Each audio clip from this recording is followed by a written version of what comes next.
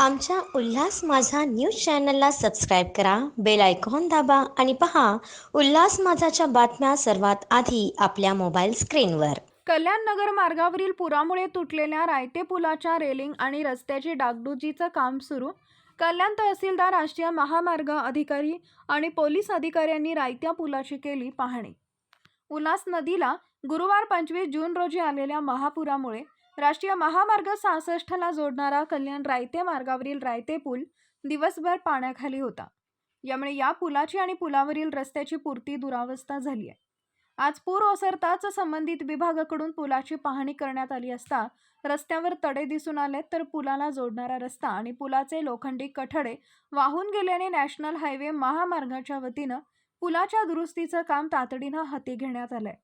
या मार्गावरील वाहतूक अजूनही बंद असून आज कल्याण तहसीलदार सचिन शेजाळ, नॅशनल हायवेचे अधिकारी आणि पोलीस प्रशासनाकडून या पुलाची पाहणी करण्यात आली आहे. हे ब्रिटिशकालीन आर्च पद्धतीनं उभारलेला पूल असून प्राथमिक पाहणीत हे पूल सुरक्षित असल्याचं दिसत आहे. मात्र तरीही ड्रोनद्वारे पुलाची सर्व बाजूने तपासणी करून हे पूल सुरक्षित असल्याची खात्री करूनच हा पूल वाहतुकीसाठी सुरू करता येणार असल्याची माहिती तहसीलदार शेजाळ यांनी सांगितली आहे. काल कल्याण तालुक्यामध्ये 118 मिलीमीटर पाऊस पडला. दिवसभरामध्ये सुद्धा 75 मिलीमीटर पाऊस पडला. त्यामुळे उल्हास नदीला मोठ्या प्रमाणात त्या ठिकाणी पूर आला होता.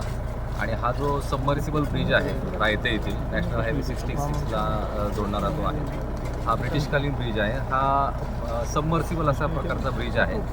तर काल हा ब्रिज जो होता तो दिवसभर पाण्याखाली होता. त्यामुळे या ठिकाणची जी वाहतूक आहे ती वाहतूक वळवण्यात आली होती. स्वतः पोलीस निरीक्षक कदम साहेब या ठिकाणी उपस्थित होते. नॅशनल हायवेचे पिंपळकर साहेब, शिंदे मॅडम यासुद्धा त्या ठिकाणी उपस्थित होत्या. आणि या ठिकाणी त्यांनी वॉर्डनसुद्धा ठेवले होते. दुर्दैवानं कुठल्याही प्रकारची घटना या ठिकाणी घडलेली नाही. आणि या ठिकाणची जी वाहतूक आहे ती वाहतूक गोवेली टिटवाळा मार्गे वळवण्यात आलेली आहे. आज या ठिकाणी आम्ही पाहणी केली. नॅशनल हायवेची पण टीम या ठिकाणी उपस्थित होती. आम्ही जी प्राथमिक पाहणी केलेली आहे, प्राथमिक पाहणीमध्ये हा जो ब्रिटिशकालीन पूल आहे हा आर्च स्ट्रक्चरचा आहे. त्याला कुठल्याही प्रकारचा धोका जो आहे तो काही दिसून येत नाही. तथापि याची खबरदारी म्हणून आम्ही या ठिकाणी ड्रोन फ्लाय करणार आहोत. ड्रोन फ्लाय करून त्या ठिकाणी प्रत्यक्ष ब्रिजच्या खाली जर कुठल्या प्रकारचे क्रॅक असतील किंवा कुठल्याही प्रकारचे त्या ठिकाणी स्ट्रक्चरला डॅमेज असेल तर ते सुद्धा तपासणी केली जाणार आहे. सध्या आपण पाहतात या ठिकाणी नॅशनल हायवेच्या माध्यमातून तत्काळ या ठिकाणी जे रस्त्याचं जे डागडुजीचं काम आहे ते सुरू करण्यात आलेलं आहे. साधारणपणे 3 ते 4 तासांनी हा ब्रिज पुन्हा वाहतुकीला खुला करण्याचा प्रयत्न आहे.